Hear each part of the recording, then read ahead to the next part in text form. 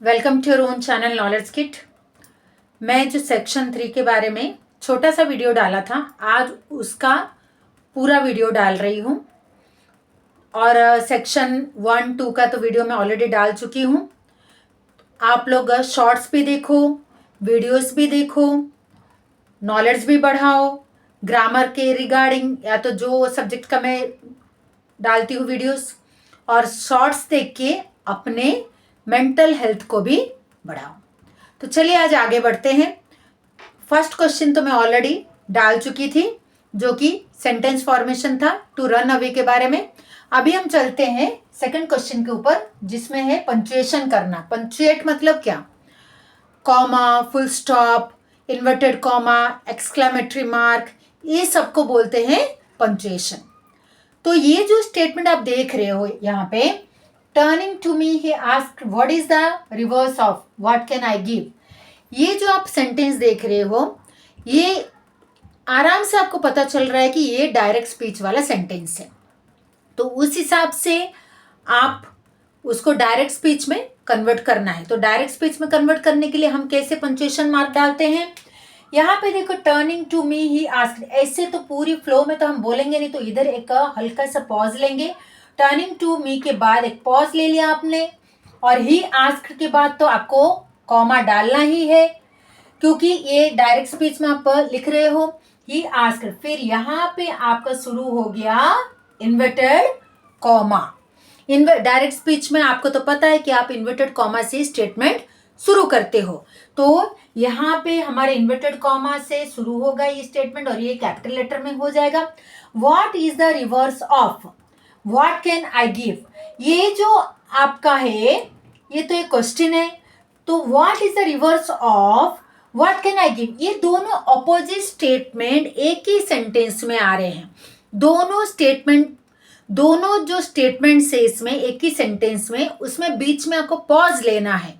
तो इस वजह से वो पॉज के लिए हम यहाँ पे एक हल्का सा एक इन्वर्टेड कॉमा डालेंगे, जिसकी वजह से कि हमारे ये पॉज हो जाएगी। What is the reverse of what can I give, फिर आपका ये क्वेश्चन मार्क, फिर इन्वर्टेड कॉमा, क्लोज, मतलब आपका स्टेटमेंट अभी क्लोज हो गया।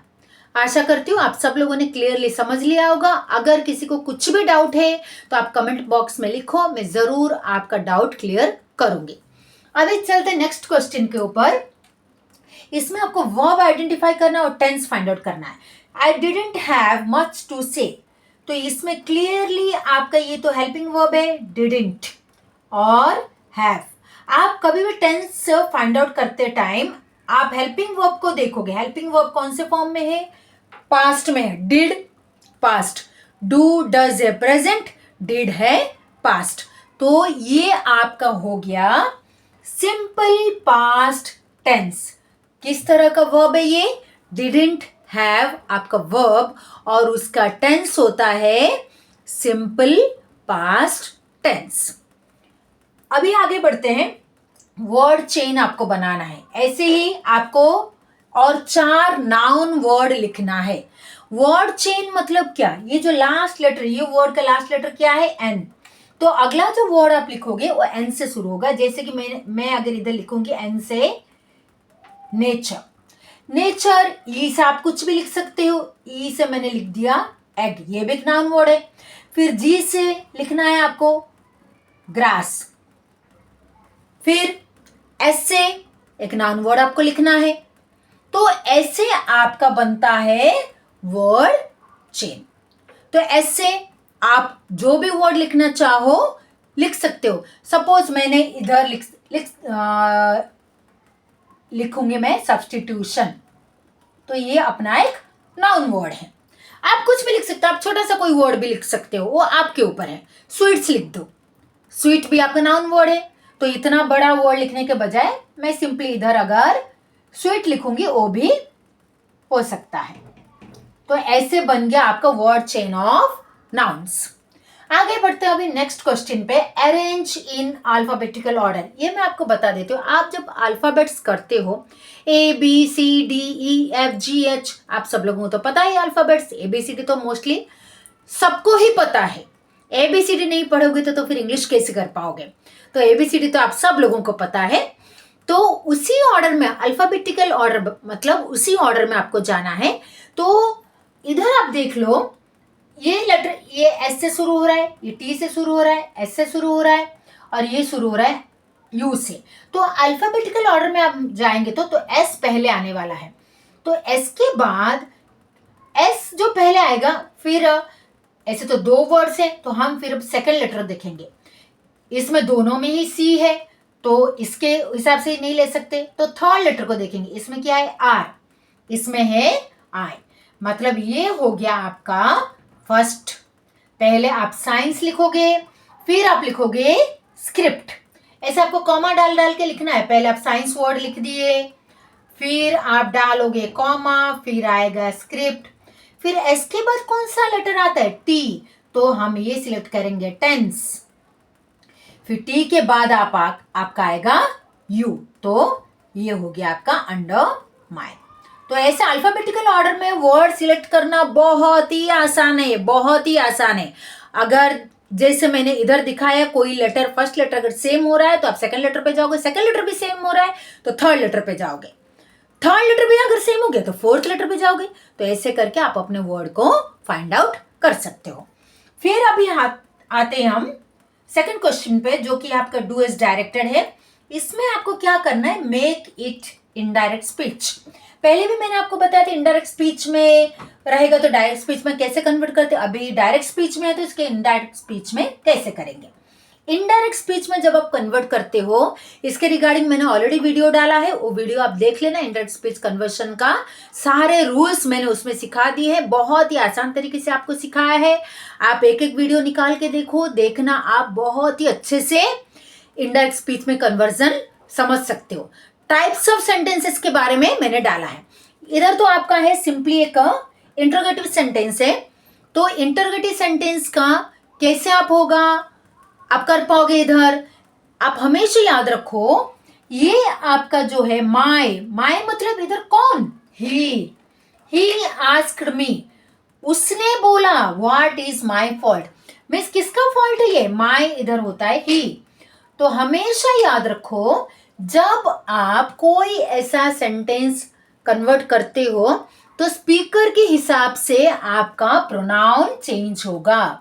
ये स्पीच में, ये डायरेक्ट स्पीच वाले स्टेटमेंट में जो भी प्रोनाउन रहेगा वो स्पीकर के हिसाब से आप लिखोगे। इधर माय मतलब कौन, ही। तो ये स्टेटमेंट हम कैसे लिखेंगे आपको क्लियरली जानना है। जैसे मैंने बताया, मैंने बहुत तरीके का वीडियोस डाला है, आप उसको देख लो और रूल्स समझ लो। मैं फिर से इधर क्लियरली नहीं समझाने जा रही हूं, हो सकेगा तो आपको चाहिए तो मैं लिंक भी भेज दूंगी, या तो आप अगर टाइप भी करोगे इनडायरेक्ट स्पीच वाला वीडियो तो आपको आ जाएगा, नहीं तो आपकी सहूलियत के लिए, आसानी के लिए मैं लिंक डाल देती हूँ, आप इनडायरेक्ट स्पीच वाले वीडियोस देख लेना। तो इधर आपका क्या स्टेटमेंट होगा, ही, जब आप इनडायरेक्ट स्पीच में कन्वर्ट कर रहे हो, इन्वर्टेड कॉमर्स तो हट ही जाएंगे। He asked me what his, my किस हिसाब से लिखोगे, स्पीकर के हिसाब से, तो व्हाट हीज फॉल्ट। अभी आप देख सकते हो इज कहां पे आ जाएगा, लास्ट में आएगा, व्हाट हीज फॉल्ट वाज। हमेशा याद रखो, जब आप क्वेश्चन बनाते हो तो क्वेश्चन वर्ड के बाद आपका बी वर्ब आता है, आपका हेल्पिंग वर्ब आता है। लेकिन जब आप उसी को स्टेटमेंट बनाते हो तो आपका बी वर्ब आ जाएगा ऑब्जेक्ट के बाद। तो इस हिसाब से आपका बना इधर व्हाट, ये सॉरी ऑब्जेक्ट नहीं, हिज फॉल्ट आपका हो गया सब्जेक्ट। हमेशा वर्ब हम किसके बाद डालते, स्टेटमेंट लिखते टाइम सब्जेक्ट के बाद। तो हिज फॉल्ट सब्जेक्ट है और वाज आपका वर्ब हो गया, डब्ल्यू ये व्हाट आपका क्वेश्चन है। तो क्वेश्चन वर्ड को आपने अभी इधर स्टेटमेंट में फॉर्मेशन किया, इस वजह से बी वर्ब आपका लास्ट में आ गया। तो ऐसे आपका बन गया इनडायरेक्ट स्पीच में फॉर्मेशन।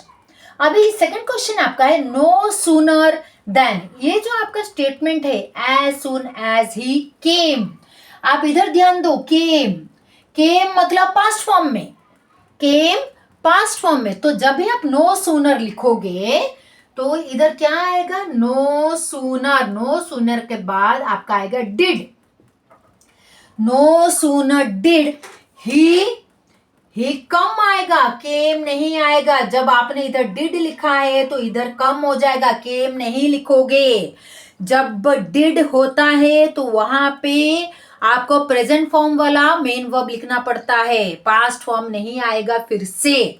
तो नो सूनर डिड ही कम, फिर आप लिखोगे then no sooner did he come than they all gave an applause, they all gave an applause। ऐसे करके आप सेंटेंस को कंप्लीट करोगे। ठीक है, मुझे लगता है इतने तक तो आपको बहुत अच्छे से समझ में आ गया होगा, कैसे क्यों डिड लगाया, क्यों केम का कम हो गया, सब कुछ मैं क्लियरली आप लोगों को बता रही हूँ। फिर भी डाउट है तो आप कमेंट बॉक्स में लिख सकते हो। अभी आते हैं सेंटेंस, ये जो आपका है ये आपको सेंटेंस फॉर्म करना है होमोफोन से। होमोफोन्स मैंने पहले वीडियो में बताया था, आपका स्पेलिंग अलग रहेगा लेकिन मीनिंग भी सेम नहीं रहेगा, अलग रहेगा। बस सेम क्या रहेगा, प्रोनाउंसिएशन, साउंड, उसको बोलते हो होमोफोन।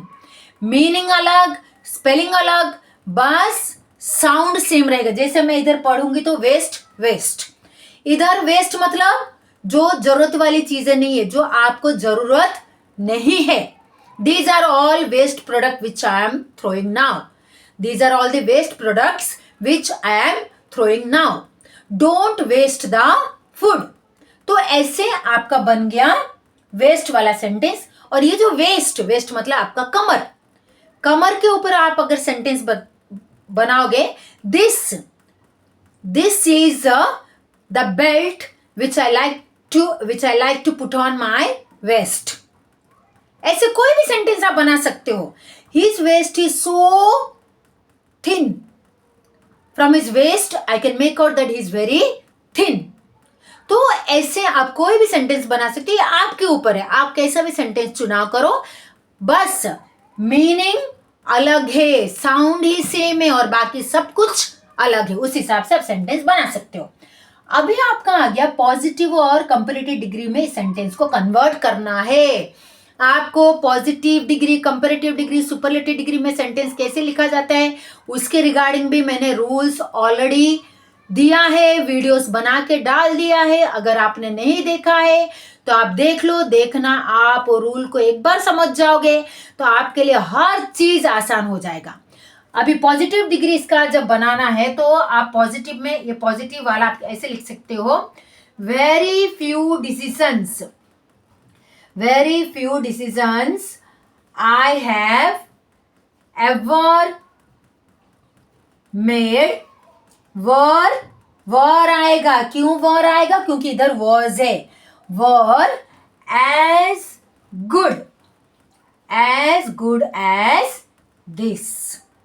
ठीक है, very few decisions I have ever made were as good as this. ये हो गया आपका पॉजिटिव स्टेटमेंट।